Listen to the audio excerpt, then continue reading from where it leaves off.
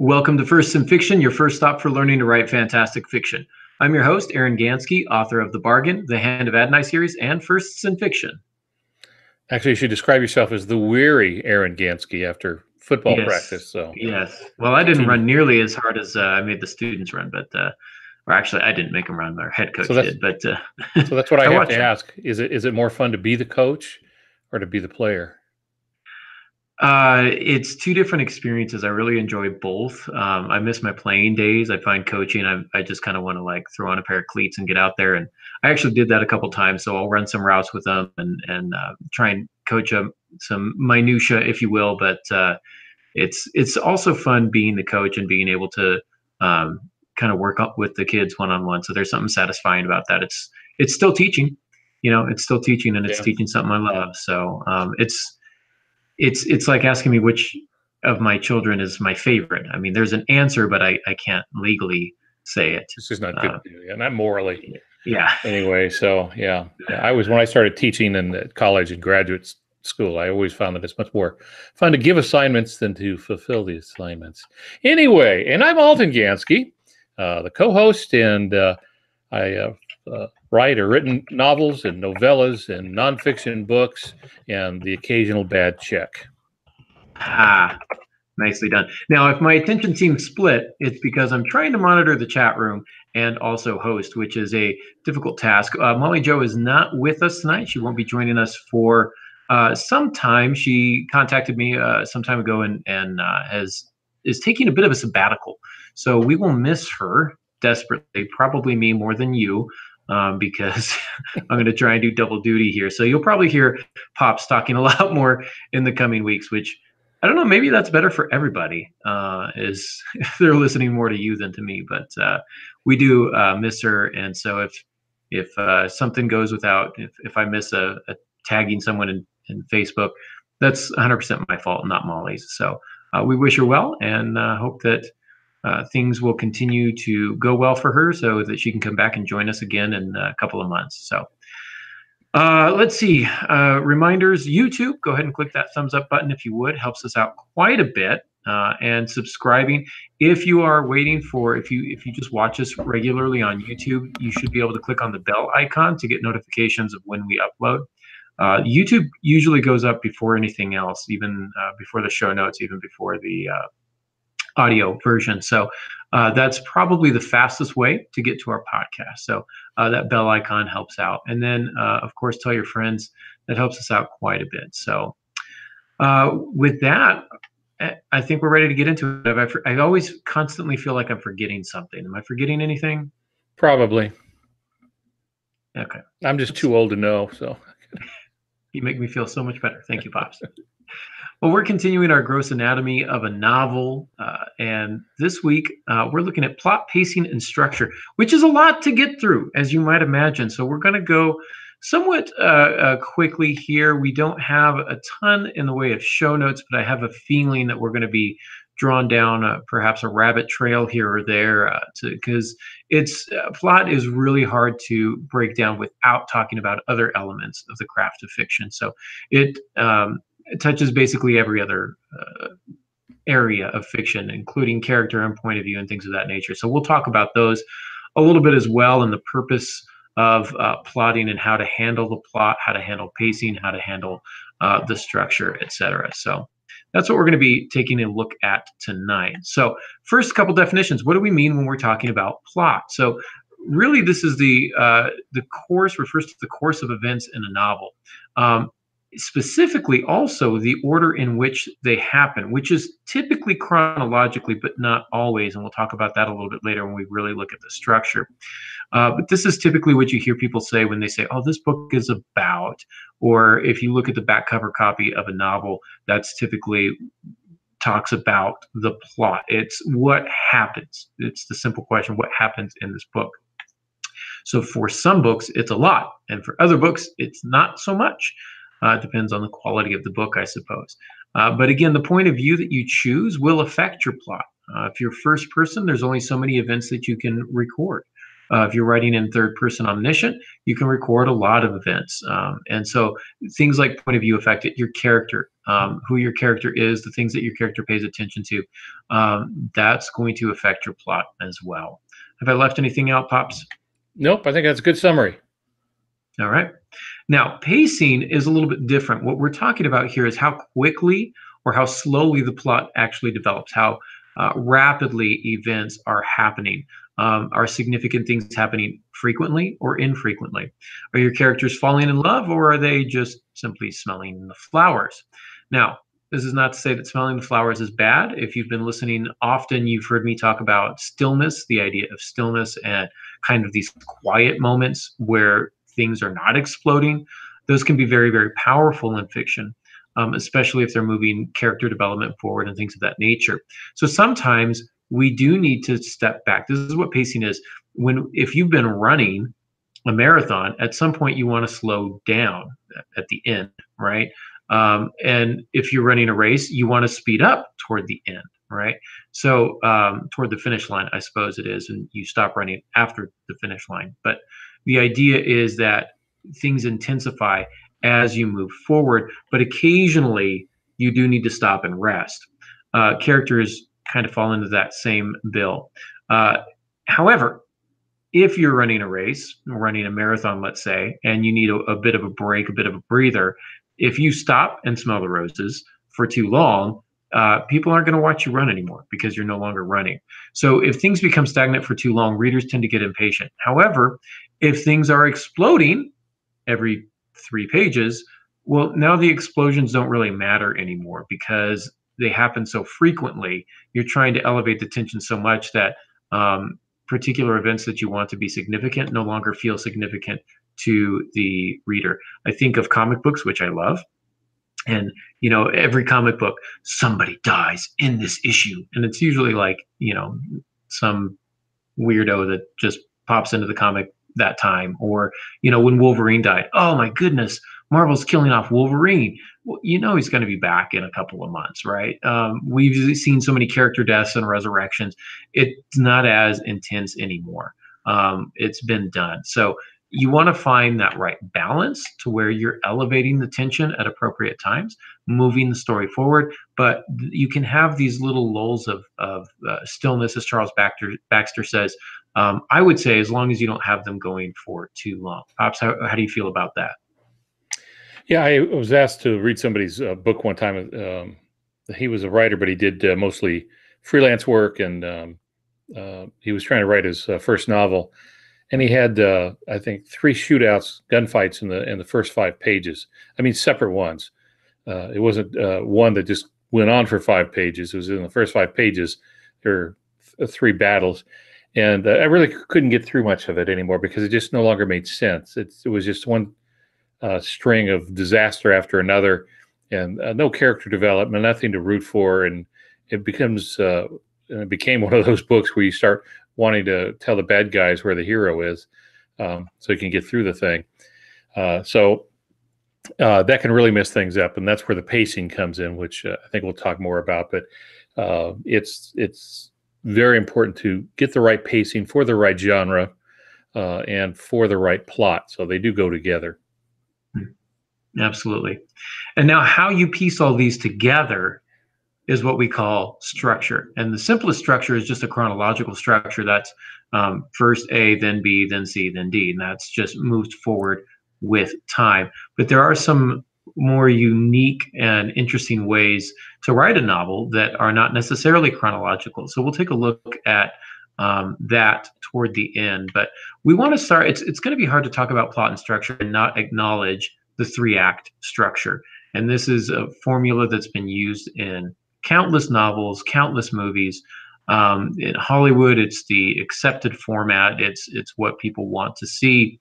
It's been proven to work. And so that's how most movies are structured. Not all movies, but most movies. And sometimes you'll see like indie films that really want to try and break away from that, which is fine. Your novel does not have to be in a 3-act structure.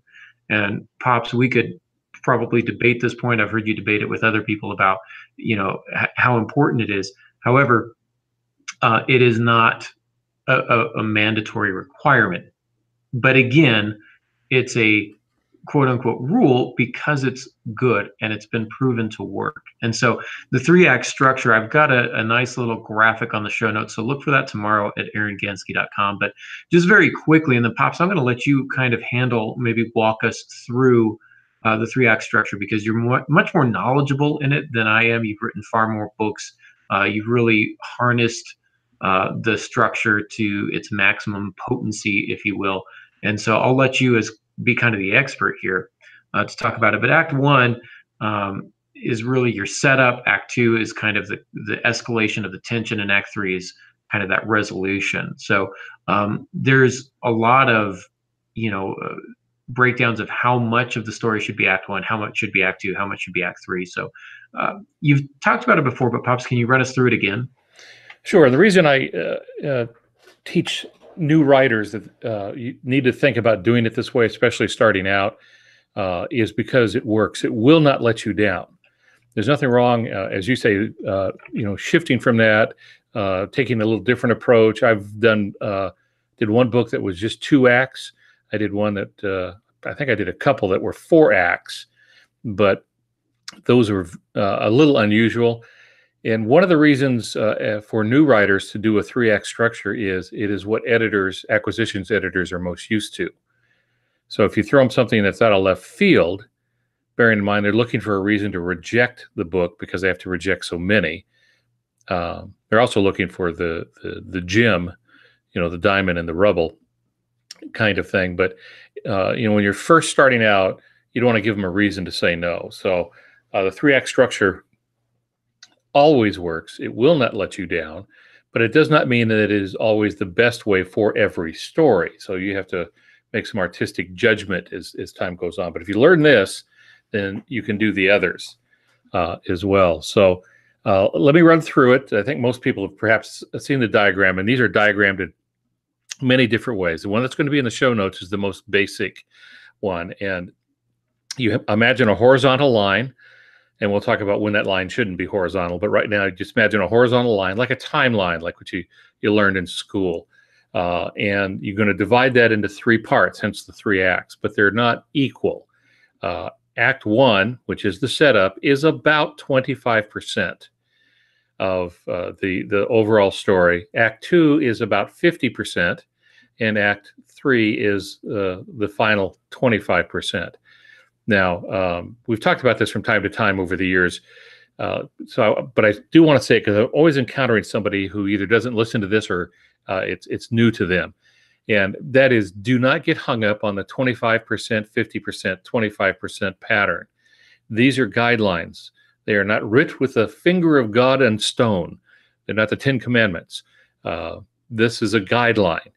And so what that means is if your manuscript's going to be, say, 400 pages long, Act 1 is going to take up roughly 100 pages of that. Act 2 is going to take up 200 pages. Act 3 is going to take up 100 pages. And I have had people come up and say, I don't know what to do. I got to the end of Act 1, and it turns out I wrote 103 pages. Now I got to get rid of 3 pages. No, you don't. These are guidelines. That's all they are. And so it really doesn't matter if you have 28% in the first or 23%, just about 1/4 of it. If you're writing a movie script, it's a little different because there are some of the people that go through readers before they get to the producers of it. And that's one of the things they do. They'll look for 120-page feature film length, and they will turn 25% of the way in and see if they can find the first plot point. If it's not there, they move on. So when you're breaking into that, you want to play by the rules. Then later you can do it in very different ways. Or produce your own movie. That's the other way to do it. So 3 acts, Act 1, Act 2, Act 3. And so in Act 1, we actually have 2 parts there. Before I get to that, let me just say this. Now, we're talking about a horizontal line. Think of that as a timeline. Another way to diagram this is to do the step method, which is every time there's something that happens, we'll talk about plot points in a minute. Every time we have something that happens, you move the line up a little bit. So it forms a little stair step as you go through. It gets higher and higher and higher till you get to the climax at the end. And then the very final portion of the book is called a denouement, and then you lower it there. The other way is to tilt the horizontal line. So put it as a slope, showing that the tension is ever increasing. But the easiest way is just to draw the horizontal line. All righty. So what do we do in Act 1, Aaron? Act 1 does a few things. The first thing it does is it introduces the main characters, obviously. Can't have Act 1 without introducing the main characters. But more importantly than that, it also introduces their motivation. We should see what makes them tick. Now, normally in a novel, you're introducing their personal conflict, whether it's a man who wakes up and wakes up lonely because his wife has recently left him, or it could be somebody who wakes up ready to go to work and get his promotion that he's been waiting for, and then he finds out he doesn't get it. Whatever the case may be, this is going to be the first motivation of your character, which might change as the story goes on. It could be aliens invading Earth, and now you have to save them. Independence Day is a great film. I haven't seen the follow-up to it, but when the aliens are coming and they're over major cities, like that's the first thing. Oh, this could be bad. Especially when Jeff Goldblum realizes that his dad thinks he's a failure, and also this is a countdown. Aliens are communicating; it's a countdown, and so something bad is probably going to happen. You also get to know Will Smith, and so these primary characters are all being set up. Their motivations are being set up. And so that's what happens in Act 1.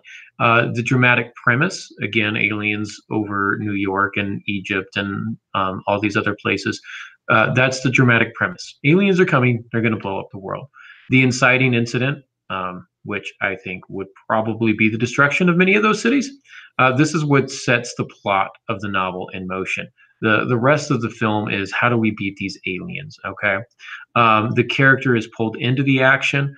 We'll think of Will Smith, who's just, about to go about his daily business, and all of a sudden he's called back to duty. I love that scene where he's dragging an alien through the desert with a parachute on the 4th of July. He starts kicking him. I could have been at a barbecue right now. So you get a real good sense of, this is an inconvenient thing for him, but you also get to know the character, and it's a fun moment. But the plot point is where the novel changes. It takes a new direction.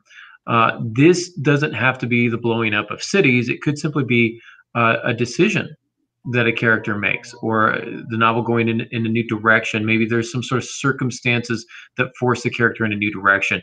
The dog that chases your character up the tree. What's going on here? Well, your character's in danger. They've got to run up the tree to save themselves. So now the plot is going to progress from there. Make sense? Yeah, it does. The term plot point really comes from the movie industry. It's been around for a very long time, sort of adopted into fiction writing. And to understand a plot point, it is I always think of it as a door. It's a threshold. And the character in the different plot points, plot point 1, which will divide Act 1 from Act 2. That's how you know you're going from one act to the other. The plot point is the character, the primary character, the hero, steps over the threshold and the door slams behind him. There's no going back. So you can imagine any of the books that you're reading, something happens. So we have in a romance, somebody inherits a ranch in West Texas and doesn't want to go back, wants to keep her job in New York City because it's important, but finally decides to go back, then goes back and realizes she's probably going to be stuck there, and that's the plot point. Now what is she going to do? Something's happened that she's got to stay to save the ranch or whatever it might be, and that moves them into Act 2. So again, depending on genre, the plot point doesn't have to be bloody, doesn't have to be a shootout, doesn't have to be that big. It just has to be something that forces the actor to chart a new course or to take a different step up for whatever it is that they're going to do. So there are 2 primary plot points in a 3-act play.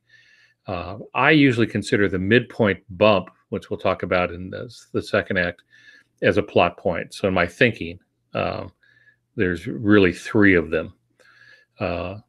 but it doesn't have to necessarily be a plot point. It may just be a heightening of the action, the condition, the problem, whatever it might be, the setback, that sort of thing.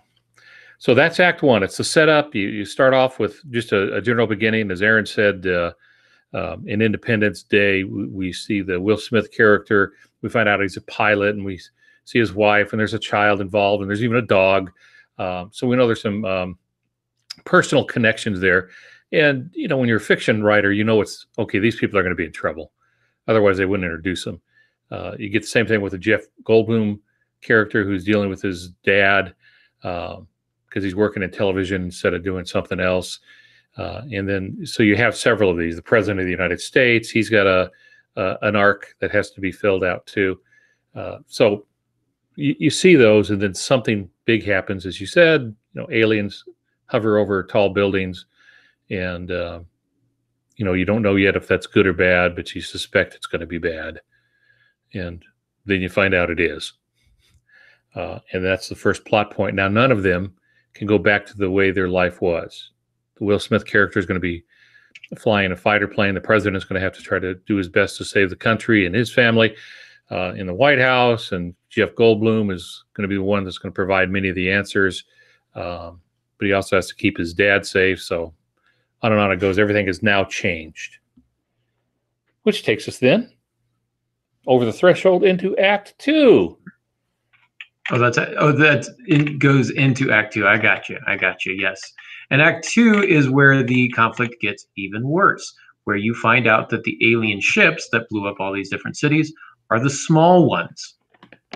These aren't the big one. There's a big one. Wait, there's a big one. There's a bigger one. Yeah. Well, how are we going to beat this? Now we've got to figure that out. And it's going to require people to work together. So the conflict is escalated. Think of it in this way. And behind the two hungry lions, a team of ninjas armed themselves for battle. Right? It's the dog has chased our character up a tree, and now the mafia has come to collect their debt from him, and they start throwing rocks at him. And they're down at the bottom of the tree waiting for him. So things are progressing here, and not in a good way. The conflict is either escalating. You can, in some cases, introduce new conflicts, or a worsening of the same basic conflict, if you will. But that can sometimes happen here. This will lead us to what's called the first culmination, and this is where the character seems ready to achieve his or her goal. So they're about to win, and they get close to winning, and then everything falls apart. Finally, the golden idol was in his hand, and his family was safe. But then a team of mercenaries took the idol from him and left him in the jungle to die. So maybe they succeed in what they originally want, but something else comes along, and now it's a larger obstacle. So that's kind of pretty powerful when it looks like they're going to win and they actually don't. Then you get what we like to call rock bottom. This is the lowest of the low. The character, at least it's not raining. You know what I'm saying? I love in Tommy Boy, one of my favorite scenes in Tommy Boy. If you haven't seen it, it's Chris Farley comedy. It's phenomenal. And toward the end of the movie, he's sitting on a bench with this girl that he's trying to impress, and he's just talking about how awful things have been going. And, this day has been terrible. I lost my friend. I lost this business account. My dad's company is going to close. This person's ill. And he's just listing everything that's going wrong in his life. And then the bench breaks beneath him. And it just falls down. He goes, could have done without that. That's what it is. The bench breaks beneath you. At least it's not raining. It starts raining. This is usually preceded by some character saying, well, at least it can't get any worse. So that precedes kind of the rock bottom area. And then we get plot point 2. Here's another novel. This is another door through which the characters have moved that they cannot move backward through again, if that makes sense. Did I miss anything, Pops? No, but I had a little story, as I usually do. I was listening to you talk. When I was a firefighter, I was on ambulance duty. I was the rookie, which means I'm the driver, and I have to get the equipment out of the ambulance. And so there was a heart attack call, and dogs don't like sirens. you'll often hear dogs howling or barking or going nuts because they don't like the sirens. It hurts their ears, I guess. And it was a heart attack call, so normally we turn the sirens off before we get close because it just agitates the patient all the more. So the senior firefighter runs in to start to work on the patient, and I'm grabbing the oxygen bottle and the med kit, and I turn around when I hear this this horrible barking sound, and I look up the street, and Cujo's coming at me. This big Saint Bernard, and two kids are chasing it, going, "No, no, no, Bruno, not again!" And I was thinking, I don't know what Bruno did the last time, but I'm not going to find out. So I was young and thin, and so I jumped over the fence at the house. There was a little chain link fence, and I jumped over the fence and turned around, and the dog smashes into the fence, and I go, I'm too quick for you. And I turned around, and there's a German Shepherd in the yard. Okay, that's what happens. All right, so in your plot point, things are getting bad, and then just when you think, he's safe, something bad happens again. And so I think I aged 10 years right there. That was pretty scary. But no, I think that's about it. Remember, it's going to be about 50% of the story, and that's the reason it's 50% because so much goes on. Do have a mid-plot bump in it, and that is about 50% of the way through the story. Something else needs to happen. It doesn't really have to be a plot point that changes the character's direction or choices, but something just gets worse. I think of Indiana Jones, and why does it have to be snakes? It goes from one problem to another problem to another problem to another problem, and all the way through that, it just gets worse and worse and worse as he goes along. So someplace in the middle of the second chapter, around the middle. Again, don't get hung up on the percentages, but about halfway through the second act, throw in something else that just makes it worse for him. And again, it's genre specific. So if it's action adventure, it could be anything from a fist fight to a plane going down. If it's romance, it's going to be something else. If it's historical, it's going to be something else. Just keep it within the genre, but something's going to happen. It tends to make things look just impossible. And then once you have that midpoint bump, the next thing to do is go to work your way towards Act 3 and make things even worse. After the midpoint bump, it just gets worse. One more step up on the tension. And that takes us to Act 3. Which is where you will find the climax and the resolution. Resolution, we've discussed the different types of resolutions that you can have before. So you can kind of go through our archive and take a look at those. I don't want to spend a ton of time on those because we've already done a couple podcasts on them, which you can look up. But the climax and the resolution are going to happen here. You're going to tie up some loose ends. This is the moment, though, of maximum tension. The climax is the maximum tension. The opposing forces are facing each other at a peak of action. Now, this can be emotional or physical. So this is not necessarily the final fight between Creed and Rocky. It could be, I'm trying to think, Rachel or Ross chasing Rachel down at the airport. Whatever the case may be, there's, in kind of more of a romantic type of a comedy movie, that might be the thing where it's more of an emotional maximum tension, whether or not their relationship is going to work. And then you'll have the denouement. As you said, this is the calming at the end of the storm. You tie up your loose ends, balance is returned. Frodo gets back to the Shire, then decides he can't stay there, and then goes off with the elves across the sea. But whatever. For the most part, everything is back to normal. The conflict has been resolved, and your characters can proceed with their life if you have a happy ending. That or they're dead, one of the two. Somewhere in between. In a romance, they either get together and get married, or they break up and heartbreak and whatever the case may be. But that moment of maximum tension is going to come here in Act 3. Right, Pops? Yep. And again, this is a guideline. Too many people think it's a recipe. It's really not. It's a guideline. So Act 1, approximately 25%, 50% for 2, and 25% for the third.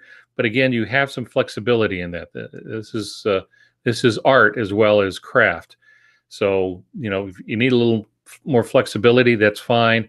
But you just do want to follow some of the basic things in that there needs to be escalation of conflict.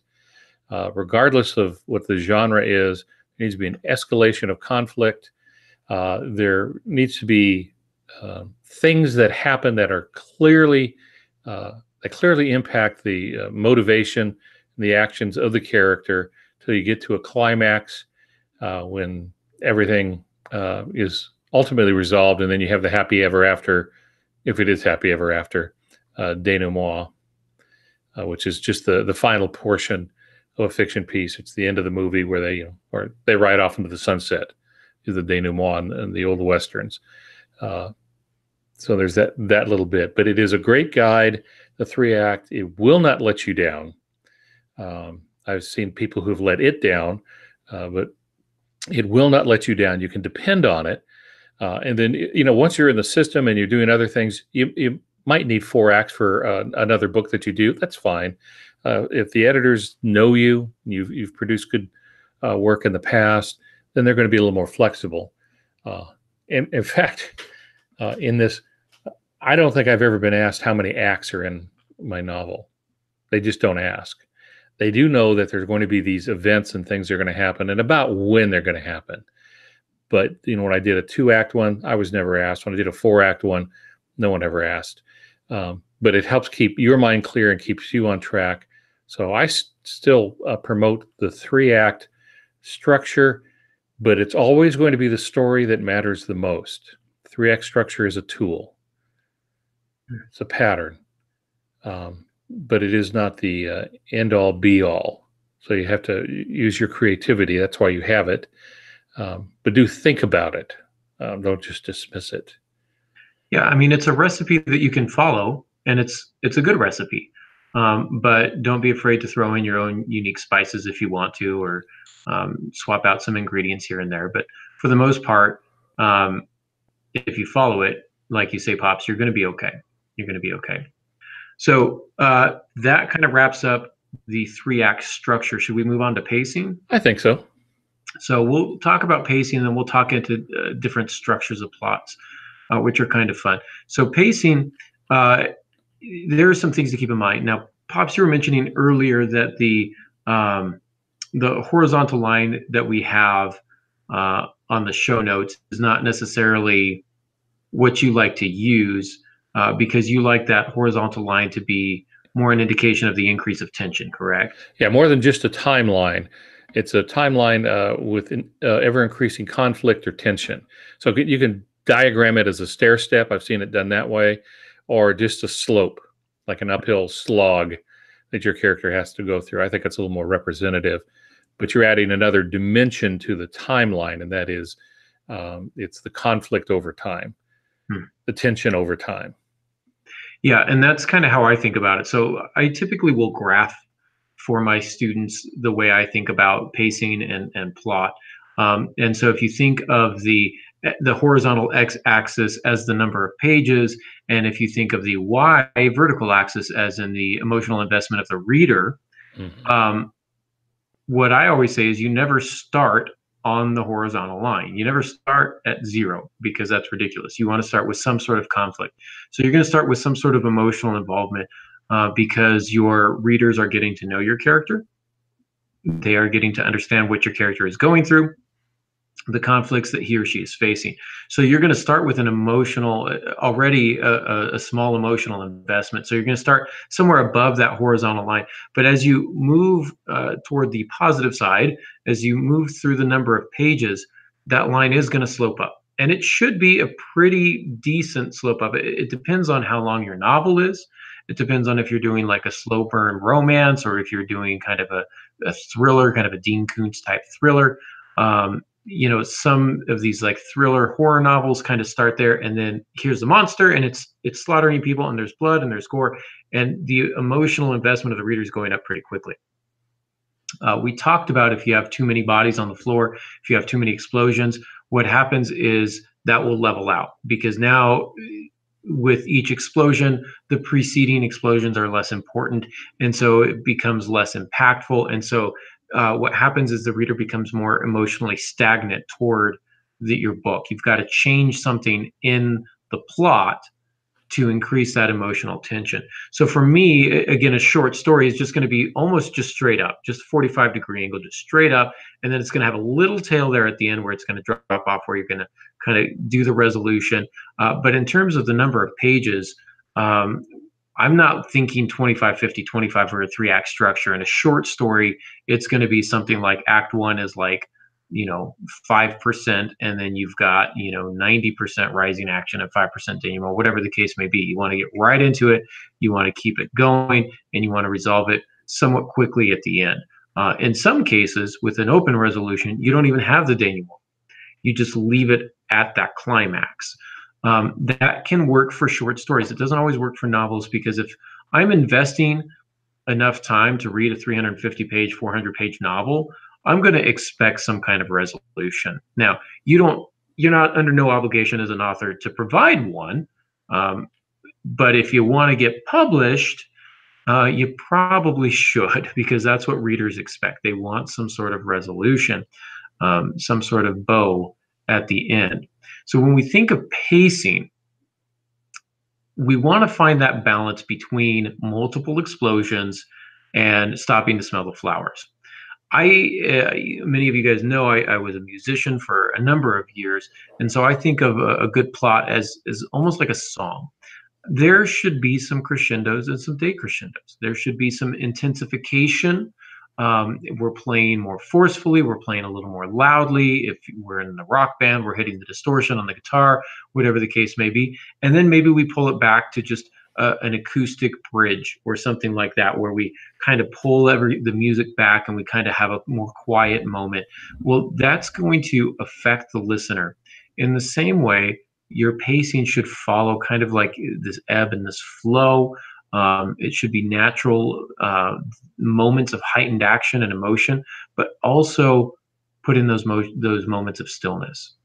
And what happens is when you move between those, okay, or you move between the narrative voices like we discussed a couple of weeks ago, it helps the novel continue to feel fresh and new, rather than becoming stale and boring.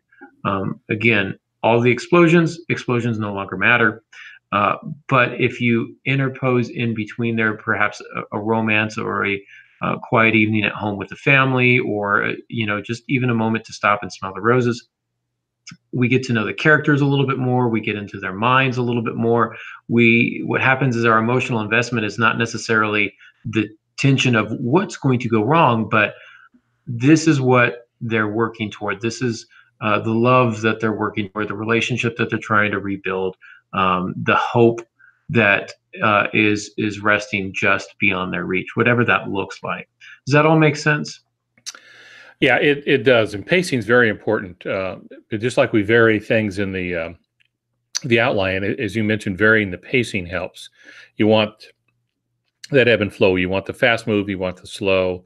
When you're talking, we've talked about Dean Koontz's Soul Survivor, where he wakes up with terror, but then right after that, and it's just a few pages in, right after that, he makes a phone call to somebody who understands what's going on with that, and they chat, and it's kind of comforting. So it was slower.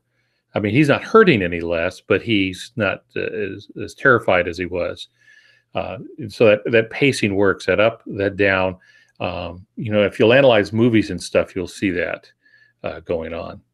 So yeah, I think you're absolutely right on that. So pacing is very important.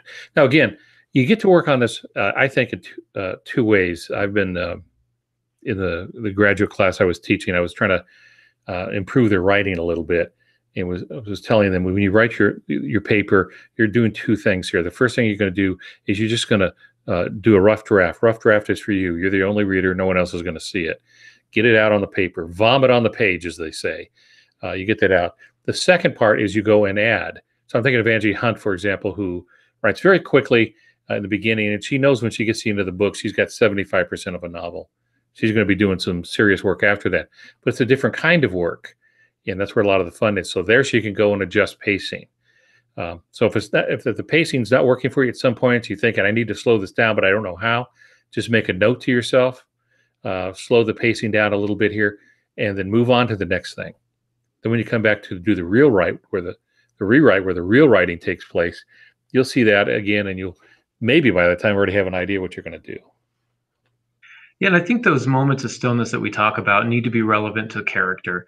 If you've got your character stopping and smelling the roses, maybe they're a botanist. I would suggest that, if they are a horticulturist or whatever the case may be, um, they're going to, if it's something that's relevant and important to them, let us see that.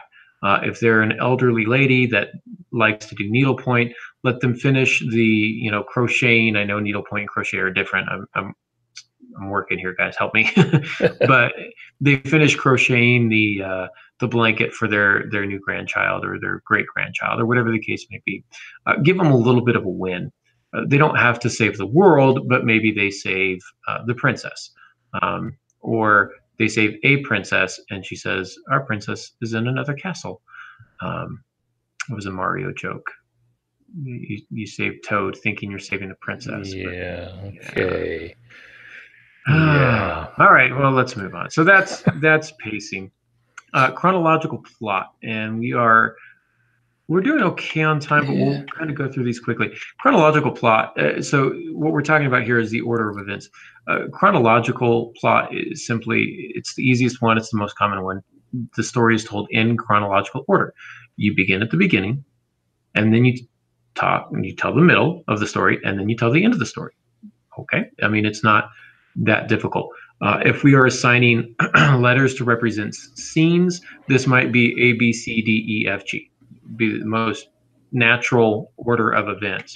However, some people are much more inventive and they write things backward. This is a story that's told in reverse order. So instead of A, B, C, D, E, F, G, you have G, F, E, D, C, B, A. Why would you do that? Well, of course, one reason is to be cool and groundbreaking and bleeding edge and all of that.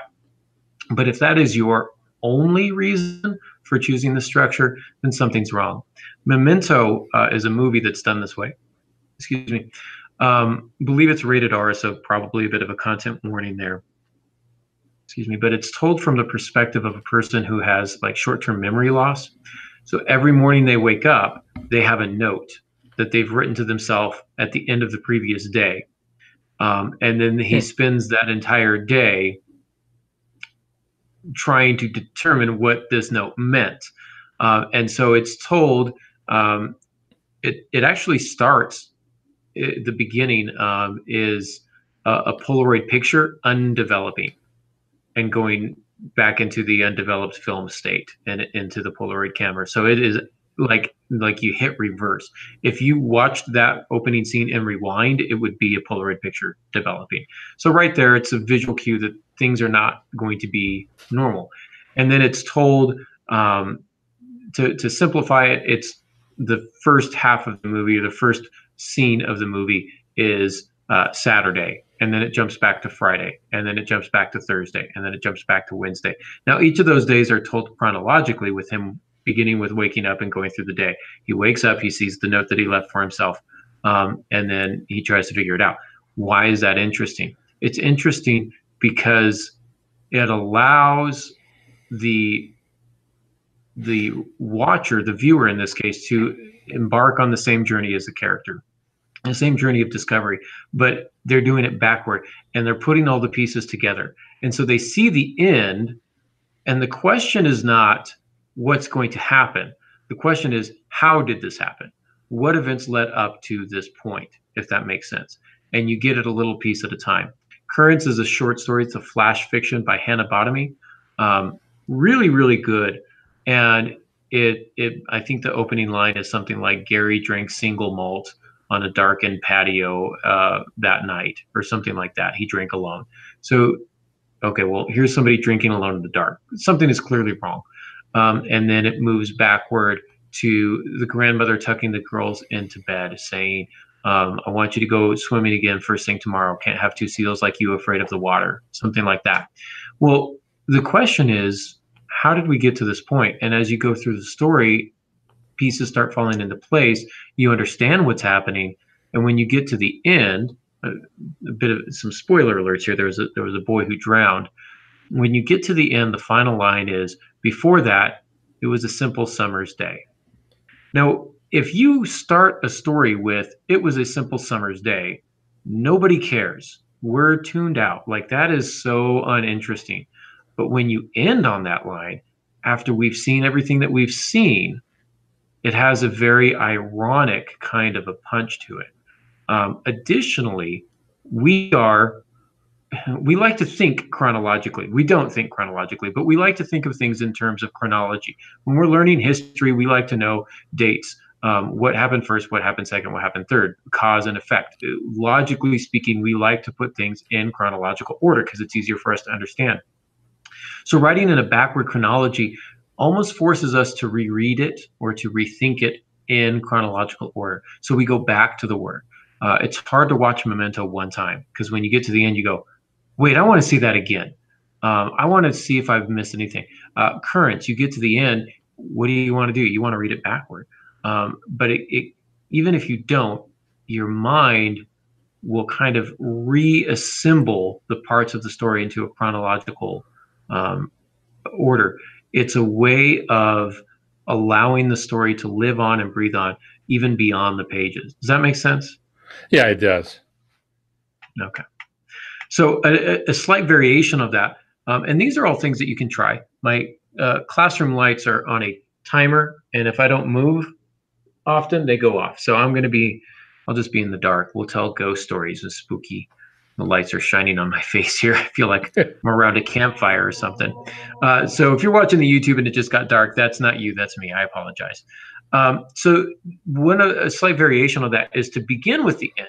What you do here is you start with the moment just before the climax. You don't start at the after the climax. That makes no sense because then we already know what happens. There's no point in us watching it. But what you do is you start at the scene just before the climax or right at the climax. So if we're assigning letters to scenes, this would be F, A, B, C, D, E, F, G. Now notice F is in there twice. F may look a little bit different the second time around. You're not just going to copy and paste, but you might put in a page that recounts the events of the first few pages that happen, just to refresh the memory. Think of fried green tomatoes, I believe, is it like this? Thelma and Louise is a really good example of this. You start with two women in a car, and in front of them is a cliff. It looks like the Grand Canyon or something. It's huge. And behind them is a line of like 100 cop cars, sirens blaring, just gunning through the desert after them. And they're looking at each other like, what do we do? Do we drive off the cliff? Or do we wait, how did we even get here? See, now we're interested. That's starting right before the climax. We are going to watch that movie because A, may not be that interesting or that exciting. But when you promise us at the beginning that you're going to get to something that's really exciting and unique, as a viewer or as a reader, we're going to be intrigued and we're going to watch or to read to see how that pans out. Pops, you actually use this structure in one of your Harbinger's books. Yeah, The Fog, one of the Harbinger novels, that were combined into books. And I have my character. Those not familiar with The Fog are the Harbingers. If you're new to the program, it's a series of novellas. There are 4 novellas to each book, written by 4 different authors with a common theme and a common set of characters. And my character is named Tank. He's a college football player. And when The Fog opens, Tank is standing on the edge of a skyscraper in San Diego, and he is about to lean over the edge. He's about to jump off the edge, and it's kind of a touching moment where he sees his friends behind him, and none of them are trying to stop him. And then he does. He goes over the edge, and then I go back to the story and talk about how we get here. So in essence, what you're doing is you're taking a portion of the conclusion and putting it at the front and using it as prologue. And of course, you don't reveal everything, but you reveal enough so that people want to know what in the world would get this guy on the edge of a tall building and jump to his death. What am I not seeing? Then you go back and run through the rest of it. Then you end up there again. Now, the drawback to this is the readers are going to know that at some point Tank's going to be on the edge. So no matter what happens to him prior to that, everyone's going to know he's going to make it through this because he's got to get to the top of the building. So that will affect some of the earlier scenes. But so you have to plot that one well. But yeah, I did that in The Fog and The Harbingers. And the reason I did that is initially when I was thinking about writing this book, I didn't have a story. I had an idea, I had a scene, and this was the first scene that came to me. So that's the first scene I wrote. And I had to have back cover copy earlier than before I had written the book. And so that became the back cover copy for the book because that's what came to me. It's what I had. Indeed. The Fog, for those of you who have not read it, is a good work. I really enjoyed it. So if you haven't been reading the Harbinger series, make sure that you guys pick up a copy of that. Pops is far too humble to say that, but I'll say it. Excellent work. So pick those up. And again, you can use it as a means of studying, as almost like a textbook. I encourage you to find novels and stories that fit these different structures and read them and analyze them and figure out why they work. The important thing to remember is to pick a story or pick a structure, not because it sounds awesome or it seems really neato, but because it's going to serve the greater story. It's going to have an impact on your reader in some way that a typical chronological story may not have. So you want to maximize the emotional impact that your stories are going to have. And structure is one of the things that you can manipulate to do that. A chiastic structure is really a unique one. I haven't seen a lot in this. But it's a reflective structure. And so what happens is elements of the plot are mirrored. So this might be A, B, C, D, E, but in this, A and E mirror each other in some way. B and D will mirror each other in some way. And then C would be kind of the mirror point itself. If you have an odd number, I believe it is, A, B, C, C and D would reflect each other, B and E would reflect each other, and then A and F would reflect each other. So you can do it that way. Lost is like this, and I believe East of Eden is too. But if you've watched all 6 seasons of Lost, season 1 is phenomenal, by the way. But they set stuff up in season 1 that they don't answer until season 6. They ask questions in season 1 that are not answered until season 6. Same thing with 2. The main focus of season 2 is basically the same focus of season 5, and then 3 and 4. And so it's really interesting. Of course, there was a writer's strike somewhere in there around season 3 or 4, so those were not fantastic. But it got a little bit better. I thought season 6 and season 1 were actually the 2 strongest ones. So it's an interesting thing to kind of look at. I don't have any other examples off the top of my head. So if anybody in the chat room does, let me know. And then our last one, for the sake of time, because we're running up against time here, is non-chronological. This is where the plot will move scene by scene. It can jump forward in time. It can jump backward in time. You'll have a character who starts off at the age of 30, and then they're talking about when they were 15, and then they say, later when I would turn 50, I would discover blah, blah, blah. So whatever the case is, it's bouncing forward and backward through time. Usually, this is really tough to do because it can be very difficult to follow. Readers can become very impatient. So what happens is you'll find that these scenes are held together by some sort of element of the plot, some sort of emotional context, some sort of sensory detail. I stepped outside and it was raining. The rain immediately reminded me of when I was 8 years old. When I was 8, blah, blah, blah. So now we've moved backward in time based on a sensory detail. Or it could be some sort of emotional context. I hadn't been this sad since my wife left me when I was 42 years old. She had been complaining about blah, blah, blah, whatever it is. But you can jump backward in time or you can jump forward in time. Now, this one is really, really difficult to do. This one might be kind of an FDCEBGA kind of a thing. One person who does this very, very well is Brett Anthony Johnston, and he'll do kind of parallel storylines. And so he'll do a kind of a contemporary one and then something that happened in the past, and he'll kind of jump between the two. He often will end with a story with a flashback, and it becomes very, very powerful in a lot of ways because it ends what seems to be a hopeless situation with a kind of a hopeful type of an end because it flashes back to a better time in life. He's very, very adept at this. Slaughterhouse-Five is another really good example. Again, uh, content warning for several of these, including Pulp Fiction. If you're looking for a film, content warning on that, obviously. And one of my favorites is a short story called Prophet from Jupiter by Tony Early, which I read in college. Again, a content warning, but it's really well executed.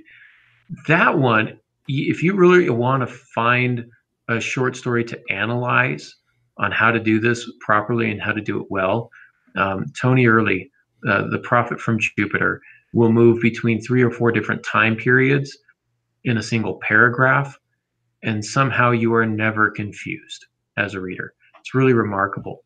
One of my favorite short stories in that regard, just because I believe it's so masterfully crafted. So if you get a chance to look that up, you may want to. Those are the show notes. Pops, did we leave anything out before we move to questions? We did not. Let's move on to the questions. All right. I'm looking through the chat rooms to see if I missed anything, and Dave's just telling me to do my Rod Serling impression because we're in the creepy dark. So, all right. Dave asks, he says, the 3 acts are supposed to be pretty subtle, though, aren't they? I don't ever seem to notice the 3 acts in novels I read, or we might even say in several films that we watch, we don't necessarily notice, oh, this is the end of Act 1. Oh, this is the end of Act 2. Oh, this is the end of Act 3. I would agree. Yeah. You don't want to mark it. Here's the end of Act 2. But it should be pretty clear.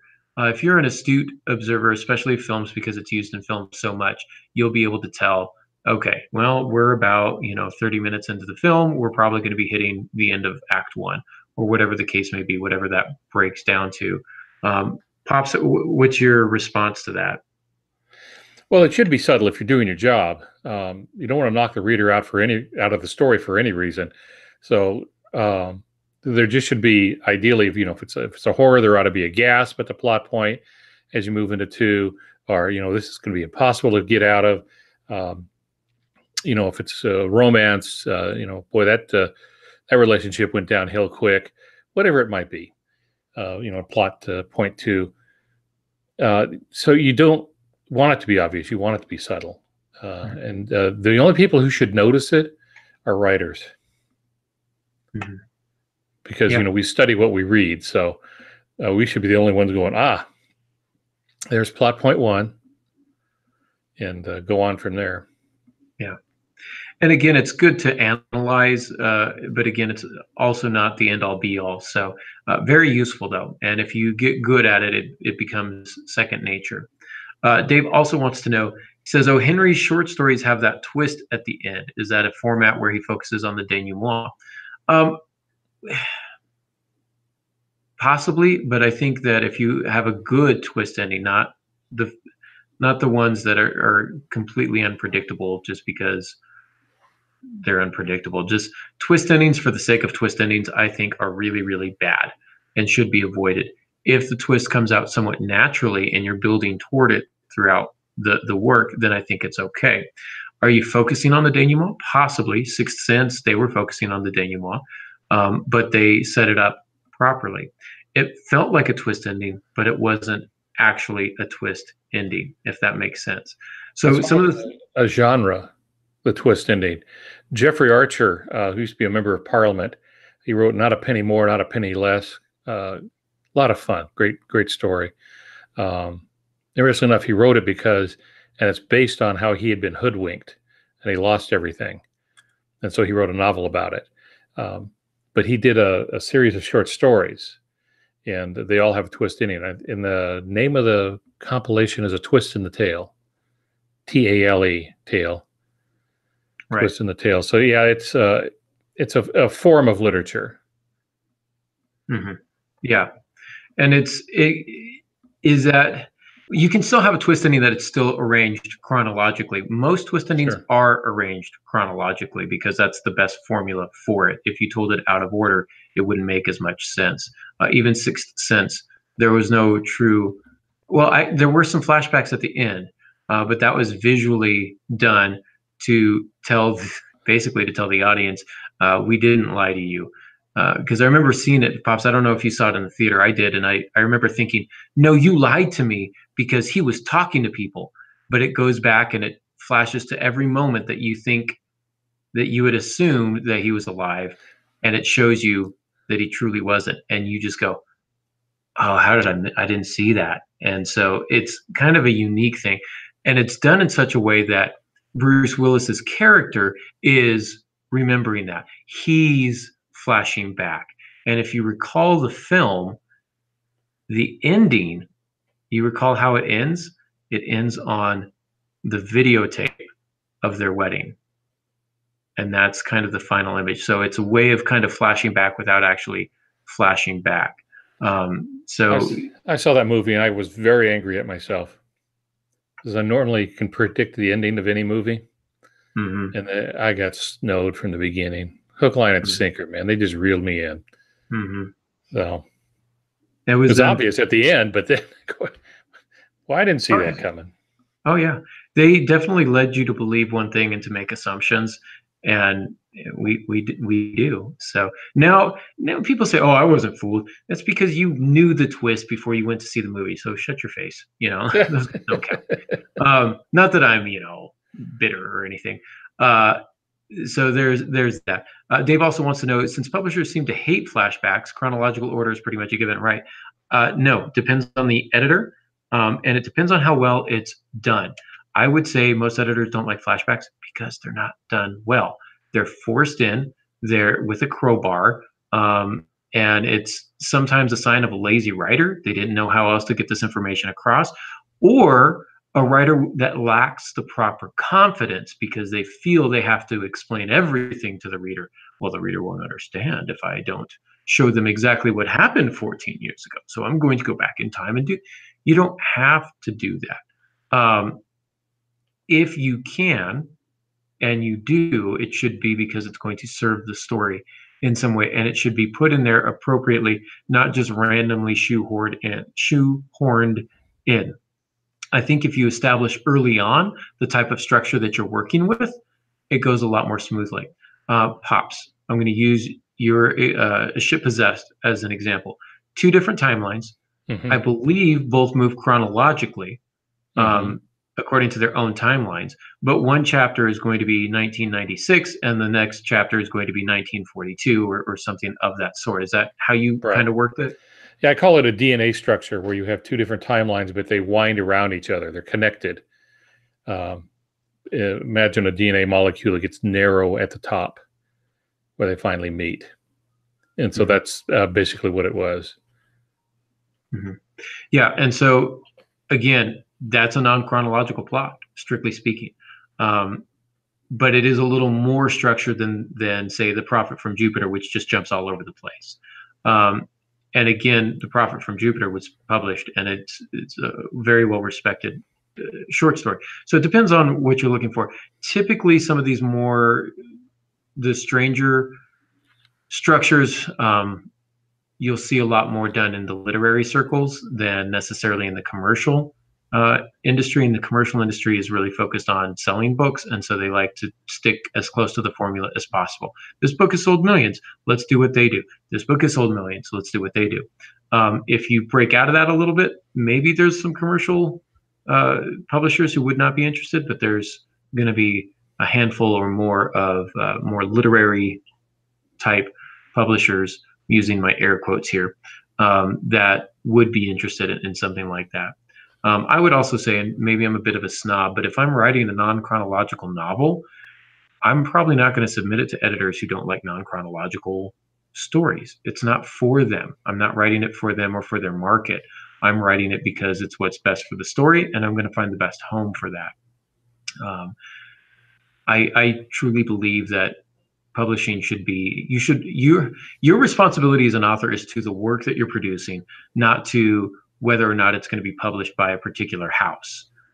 If you're writing only to have one particular house publish you, then I think you might be doing it wrong.